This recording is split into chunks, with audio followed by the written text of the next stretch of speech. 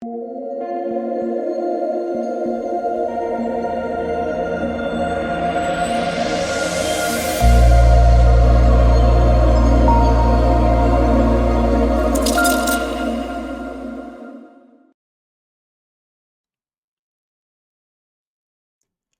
in quite a bit of pain right now, guys, but welcome. We are here to talk about the 7-game NBA slate on Thursday. If it's your first time watching, my name is DK, and I do make content for Draftkings, for Prize Picks, and for NBA Top Shop. The sponsor of the video is Prize Picks, which is a player prop site. They have every single sport you can think of. You can mix and match sports. Really, really fun. If you guys want to give it a try, you can sign up, use my code DKDFS for a 100% match up to $100. And if you are looking for more in-depth content for DFS, I do offer that on patreon.com. Cover esports, NBA, and USFL once they post the contest, which I believe is 10 days from now. So if you're looking for that more in-depth content, I do offer that down below. But mentioned how I am in incredible pain. So last few days, haven't really had any bad luck. Just been cashing every night. Finally the bad variance goes away, right?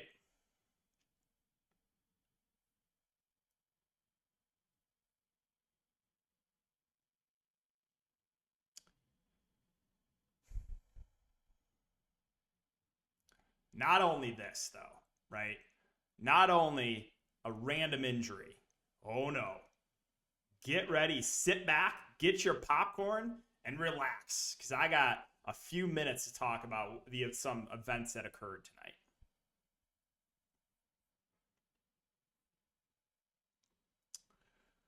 Let's start it off with that Brooklyn, New York game.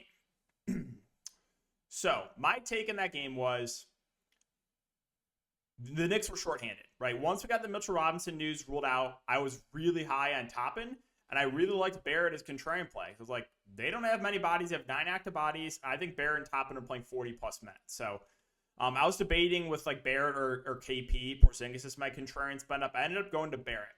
And at the first half, I'm looking at it. I'm like, all right, it's going to be a massive night. Like, let's go.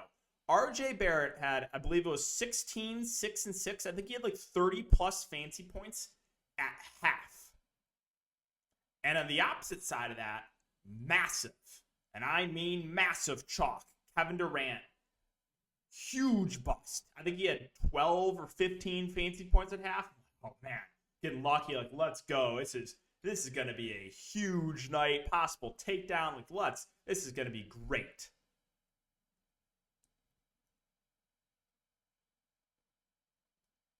RJ Barrett.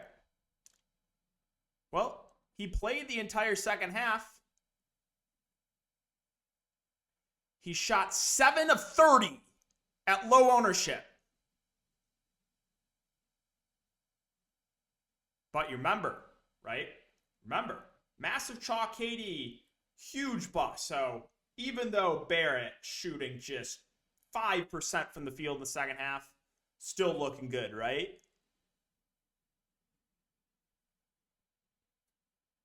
Kevin Durant goes for 60 fantasy points in the second half.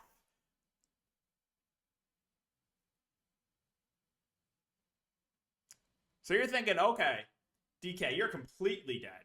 Oh, no. Oh, no. So I originally had Clarkson, Payne, and then Horde and Simpson. But, Roby and Simpson. But once we got that Thunder news, right, that starting lineup, I wanted to get 3 Thunder in there. So moved some stuff around. Unfortunately, I could only get to one of Payne or Clarkson. And obviously picked the wrong one. And then I left like 1,700 on the table because Trent Forrest, again, was a great value. And he was better than anyone in that like mid 4K range at guard. So played Trent Forrest, injured. But again, so I go to extremely low owned Roby. Okay, well, let's start with the other guy. So relatively, like, not super chalky, should have been very popular, but not like insane chalk. And Horde and Simpson both have good games, all right? I have my X Factor, my absolute X Factor, and the best tournament play of the slate tonight, Isaiah Roby at 13%. The reason I say that is If people were going to pivot to one of those Thunder expensive guys, they were going to go to Jalen Horde, right? Because Horde obviously had that massive game last game. So I'm thinking, all right, no one's going to play Horde and Roby together. I'm doing that. Looking amazing. Isaiah Roby at half, 30 fantasy points. Roby's on pace for 60 at no ownership. I'm like, let's go. This is going to save my night. I'm not going to have a huge night because it's, injury, but I'm going to get in the cash because, super low owned Isaiah Roby is absolutely smashing. Picks up his 4th foul right away to start the 3rd quarter. I'm like, okay, this is, very, very unlucky. But just please keep him in the game, right? Please don't pull him. I actually get lucky. They keep him in the game. 30 seconds later, not only a 4th, why not the 5th foul? Right out of the game. Plays no minutes in the second half. Comes back in to start the 4th. I'm like, wow, this is a little bit earlier than I thought. Let's go. Roby to salvage. 6th foul right away. Fouls out. Plays like no minutes in the second half. On pace to absolutely break the slate at no ownership. Random, massive foul trouble and barely plays the second half. I'm in incredible pain tonight. Absolutely incredible pain from some of those events that occurred. So, random injury to Forrest, massive foul trouble to super low on Roby, Barrett shooting 5% in the second half, massive chalk KD going for 100 fancy points in the second half. I'm hurting. I'm hurting. But that's it for the look back, guys. I hope you had a solid night. I'm, again, in incredible pain, but let's talk about this 7-game slate really quick, guys. If you do enjoy the videos, just make sure to hit the like button and subscribe if you haven't already. So, all right, Orlando and Charlotte is the first game here. This Magic team, I mean, it's a good matchup, but this team's been pissing me off of late. A lot of teams have been pissing me off. The Magic have really been pissing me off. So if the game stays competitive, I would think that Bamba probably plays around 30 minutes. You probably get, 25 minutes or so from Fultz. Probably 20 to 25 from Suggs. Hampton should play big minutes, but he's been awful. Shumo Kiki probably sees around 30 minutes. Wagner maybe around 20. Brosdagis should start and play big minutes. So that's kind of what I'm expecting. As far as Bamba goes at 6'9", he has a ceiling. The price should come up, right? He's no longer super cheap, but he does have, this type of upside. So I think he's, viable in a tournament setting. Markelle Fultz is pretty popular last night once he got the start. Didn't really get a huge minutes increase. I'm expecting similar minutes, like about 25 or so, which makes him a decent play, but upside a little bit capped because I don't see him playing more than like 25 minutes. Okiki at 4'9", I think it's just a fair play. Should play, around 30 minutes in competitive games. So he looks fine. Wagner at 4'6", probably only sees around 20 minutes unless the game blows out, right? So if you think the game blows out, I think Wagner's the guy you want to look to first because he should get extended. Suggs at 4'3", they really took it easy on his minutes, only played 18. So unless we get confirmation that minutes increase or minutes limit's going up, don't think I can go there. Hampton, it's disgusting, but he should play big minutes. Again, he has been awful recently. And then Iggy Brosdagis, I do think is a pretty solid value play. Not a super productive player, but should start and play big minutes. So I do like Brosdagis there for value. Don't think I get to anyone else. I mean, Canada will be in the rotation, but don't know if I want to go there. On the Charlotte side, so again, Charlotte still needs to win games. I think the main guys in LaMelo, Bridges, Rozier all look pretty good. LaMelo being my favorite option of the bunch. Should play mid-30s minutes if the game stays close. So like LaMelo, I think Bridges and Rozier look okay. Gordon Hayward is doubtful, so don't expect him to play. I don't know if I want to get to the secondary options. I guess like you can consider the likes of like Plumlee or Washington. They're fair plays. Maybe Cody Martin. Oubre, might see around 20 minutes. All those guys are playable, but no standouts there. Boston and Milwaukee. So this game should be a great game to watch. On the Boston side, so I think the main guys look okay in Tatum and Brown. 10-5 and 8-9, though, are not super cheap. So, they're decent options. Again, Boston's going to run a very tight rotation, but neither are priorities. Al Horford, 7-2. He should play probably in a competitive game around 35 minutes. He's played extremely well. Played a guy that can kind of do everything for the team. So Even though the prices come up, I still think he's a relatively safe play for the rotation. Again, Marcus Smart should see mid-30s minutes if the game stays competitive. I think he's fine. Derek White at 5'8", viable off the bench. Daniel Tice most likely starts and plays 25 to 30 minutes, but there's just a bunch of guys that just look okay for Boston, right? Like basically all the main rotation guys look decent. I don't know if there's any standouts though. On the Bucks side, again, still in a good amount of pain from Giannis Antetokounmpo. Going for 24 or getting in massive foul trouble and then the game blowing out last slate, held him back from huge money. But yeah, Giannis at 12-1. I think back-to-back, bad games for Giannis might lower the ownership on him a bit, but I expect around 40 minutes from him in a competitive game. So I do like Giannis here, even though, Boston's been solid defensively. Don't know if I get to anyone else. Of course, Brook Lopez goes for, again, 28 and 7. I play him here. 9 fancy points. Fade. A 50 bomb for Brook Lopez. Let that sink in, right? I played Brook Lopez at low ownership a couple sets ago. 9 fancy points and benched. Don't have him. 46 fantasy points. I just can't make some of that stuff up. Philadelphia and Toronto, Embiid, he's playing huge minutes right now. I mean, Embiid's playing close to 40 minutes a game. It's kind of like Jokic. They've seen their minutes increase a bit down the stretch here, so I like Embiid. I think he's a great spend up. I don't really know if I can get to anyone else, though. Harden's clearly taking a back seat. He still does have a ceiling, but it's less likely playing alongside Embiid. Harris and Maxey are just there. Sure, Thybulle's out, but I'm just not putting myself through the pain of rostering Danny Green. So no, I'm not considering anyone else. On the Toronto side, Siakam and Van Fleet are going to play huge minutes. I think they're decent plays. Like you're going to get like 43 minutes from Siakam, probably around 40 for Van Fleet. Van Fleet shot 4 of 21 last game. Absolutely awful from Van Fleet. But those two should play big minutes. Again, Van Fleet, 7-8. Does feel a little bit too cheap for the amount of minutes he should get. The secondary pieces in Barnes and Trent are kind of just there. If OG misses, they're playable. If OG plays, I have no interest. I will mention a Boucher at 4-6. So he's played 22 minutes in back-to-back games here. This is a big front court against Embiid. So he could play a little bit more if OG and Anunoby's out. So I think he's like an okay contrarian option. You also did see Precious Achiuwa in that game against Minnesota. He started the second half and played a little bit more. Again, I don't think it's necessary, but if OG's out, you could see a bump there in minutes for guys like Achiuwa or Boucher. San Antonio and Minnesota. So DeJounte Murray is still out. Vassell is probable, so expect him to play. And then Lonnie Walker is questionable. So we'll start with Trey Jones, who I still think is a little bit too cheap. Question for you. Who's the better, Jones? Is it Trey or Tyus? I think they're two of the better backup point guards in the league alongside Campaign.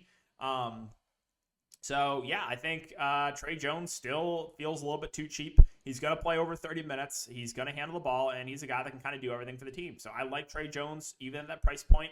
I think the other options are kind of just like there, and like Keldon, Pirtle, Vassell are fine GPP plays.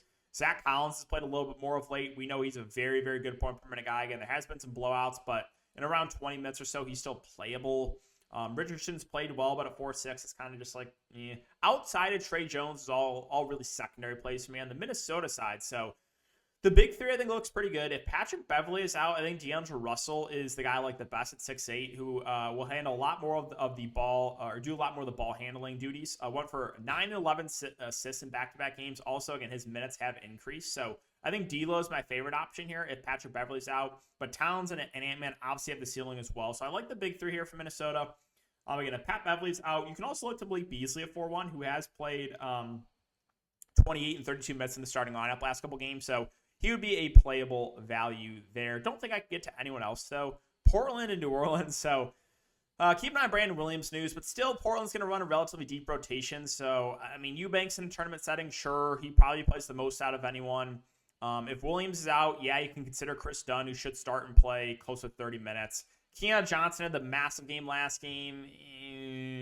Kind of feels like a chase. I guess he's playable, but and then again, Greg Brown's just there. The value is just disgusting. They're going to run 10 guys, possibly 11 if Williams plays. So not a lot of love in the Portland side. Now on the Pelicans side, Jonas Valanciunas is questionable. That's huge news because they started Hernan Gomez last game, and we know Hernan Gomez is a great point per minute guy. So if JV's out, Hernan Gomez looks phenomenal. And then CJ and Ingram, I think both look pretty good here at 8-6 and 8-3 respectively. if the game can stay competitive, right? Obviously, that's a big if. Portland is awful, but those two would look a little bit better too if JV is out.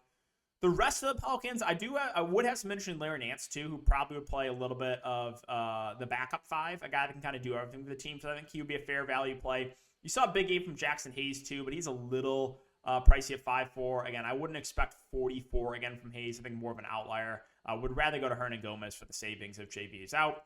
Memphis and Denver. So John Morant, I believe, is still out. Dillon Brooks is questionable. So we'll keep an eye on that news. I think the guy that stands with mostly, once again, is Tyus Jones. He's going to play like over 30 minutes if the game stays competitive. He's a guy that can stuff the stat sheet. So I think he looks pretty good here, even at 6'2". I think he's still a little bit underpriced. And then Bane and Triple J, the guys that have the ceilings, both in play for tournaments. I don't know if I get to either in a cash game setting, but like their upside. Steven Adams could play a little bit more against the likes of like Nikola Jokic. So if we get around 30 minutes from Adams, I think he's a fair play. Guys like Melton and Slow-Mo become playable if there's no Dillon Brooks. Melton's played pretty well off the bench. Slow-Mo could play a little bit more too. So those guys could be playable if Dillon Brooks is out. On the Denver side, Nikola Jokic, same thing I said about Embiid.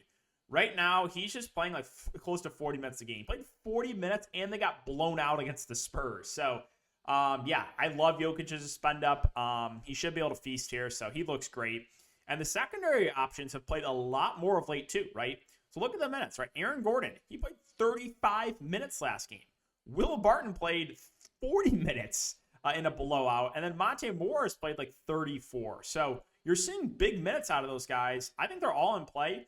I think I would rank them probably Gordon, then Barton, then Morris. But yeah, I think those secondary options are definitely viable. I don't think they get much ownership. Bones Highland, some games he's playing 25 plus. Some games they're, taking it easy on his minutes. I think if he plays well off the bench, they'll extend him a bit. But at that price point, a little bit tough to get to. Boogie Cousins is super cheap, and he'll be productive when he's on the court. But right now, again, they're just playing Jokic a ton of minutes. So unless you think this game blows out or they limit Jokic a bit, a little bit harder to prioritize Boogie. But same thing I said about Whiteside, right? I mentioned Whiteside, how I really liked him in tournaments today. He went off at like very low ownership. It's just a situation where, if you think like a game blows out, like I thought, that Thunder game was going to be a blowout, that, whenever you can expect more minutes for good point per minute guys like Whiteside, like Cousins, you can look to them. But this game, probably stays competitive. So I don't see Boogie playing huge minutes unless something weird happens. All right, and then final game is the Lakers and the Warriors. So this one should be a headache here. It's an hour after all the other games lock. The Lakers are officially eliminated from the playoffs. So if you want, I do not think any of LeBron, AD, Westbrook play. I also don't think Melo plays. I think they rest all their veterans. So this is a game I think the Lakers are just going to completely punt. I think you might see a starting lineup of something like THT and Austin Reeves and Stanley Johnson. Maybe Monk plays and like Dwight Howard. Like, I just think they're going to completely punt this game, rest all their veterans. So I really would be shocked if LeBron, AD, or Westbrook play in this game. If that is the case, then these options are going to look good, whoever plays. So like Talen Horton-Tucker, 4-2, whether he starts or comes to the bench, I think he's going to look like a really good value. Malik Monk, if he plays, I think he probably will still play. He's probably going to be like their go-to guy. I think he's going to look amazing. Melo, again, I think he could be rested here. If he plays, he would be viable. Dwight Howard, if he starts, I think would be playable as well. We know he's a good point per minute guy.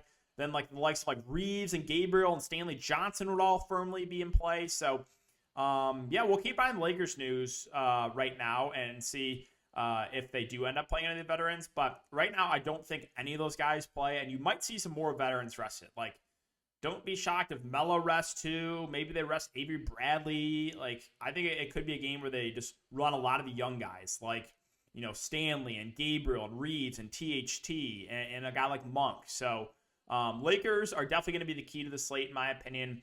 So we'll keep an eye on that news. And then on the Golden State side, so obviously Steph Curry's out for the rest of the regular season. Jordan Poole, A5, I still like him. I mean, him and Klay Thompson are going to play about 40 minutes if this game can somehow stay competitive. So I like the upside in both. I think Poole's a little bit safer. Klay is a similar ceiling, a little bit of a lower floor though.